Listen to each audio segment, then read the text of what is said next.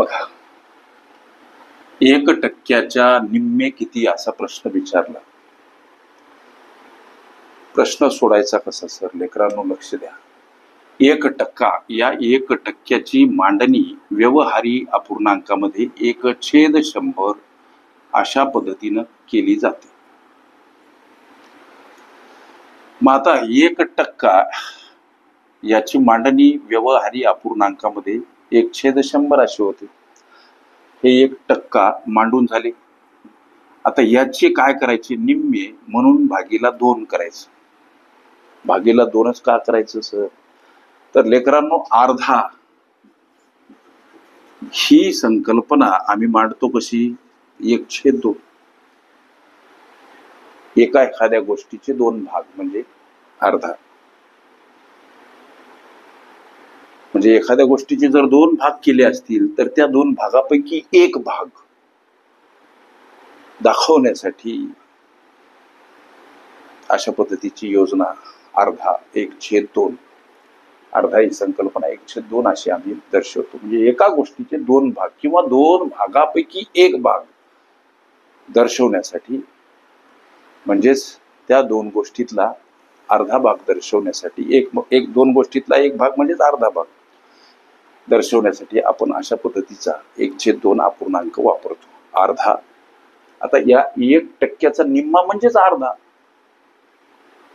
दाखवण्यासाठी भागीला 2 घ्या. आता पुढे चला सर. आता छेदस्थानी 2चा विचार करा. कोणतीच संख्या, कोणतंच पद हे एकटं नसते. म्हणजे या 2च्या छेदस्थानी सुद्धा 1 हे आहेतच. मग हा बनला काय? तर संयुक्त अपूर्णांक. We can use the word complex fraction for this. लक्षात. मग आता हे संयुक्त अपूर्णांक बनला सर. संयुक्त अपूर्णांकाची सोडवण करायची कशी? तर लक्षात घ्या काही बाबी. संयुक्त अपूर्णांकाची सोडवण करत असताना संयुक्त अपूर्णांकातील छेदातील छेद हा अंशामध्ये गुणिला स्वरूपात घ्यावा लागतो. छेदातला छेद कोणता? तर हा 1 इकडं गुणिला जाईल. किंवा या फबाडात न पडता काय करा, या अपूर्णांकासोबत भागीला असलेला हा अपूर्णांक जर गुणिला घ्यायचा तर त्याला गुणाकार व्यस्त रूपात मांडावं लागते. हे तुम्हा आम्हा सर्वांना कळते, माहीत आहे.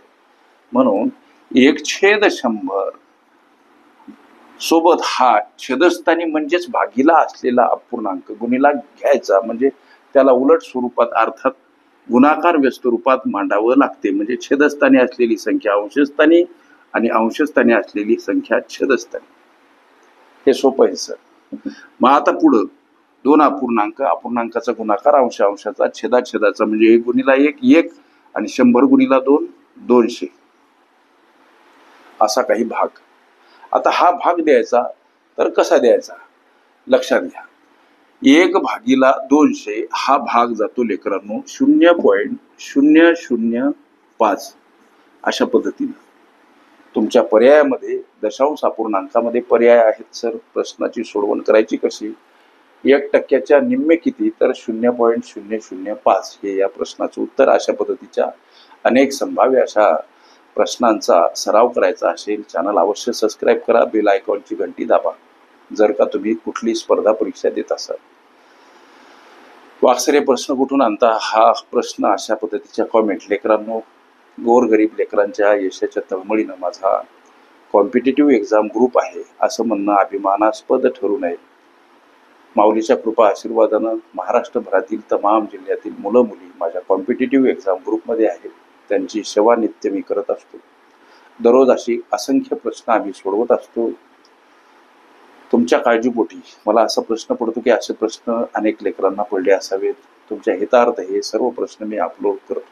तुमच्या हितार्थ तुम्ही सुद्धा शक्य झालं ग्रुपचे सदस्य व्हा. फायदे असे दररोज असे असंख्य प्रश्न अभ्यासता येतील. गणितासंबंधी तुमच्या मनामध्ये असलेल्या शंका कुशंका बिंदास तुम्हाला विचारता येतील. गणिताची भीती नाहीशी होईल, पळून जाईल आणि तुम्ही सहज यशाचे हकदार बनाल. हा विश्वास, हे वचन तुम्हाला देतो. कॉम्पिटेटिव्ह एक्झाम ग्रुपची ही सेवा जवळजवळ निशुल्क आहे असं म्हणणं वावगं ठरणार नाही. ओके. शेकडेवारी ही माझी प्लेलिस्ट अवश्य बघा.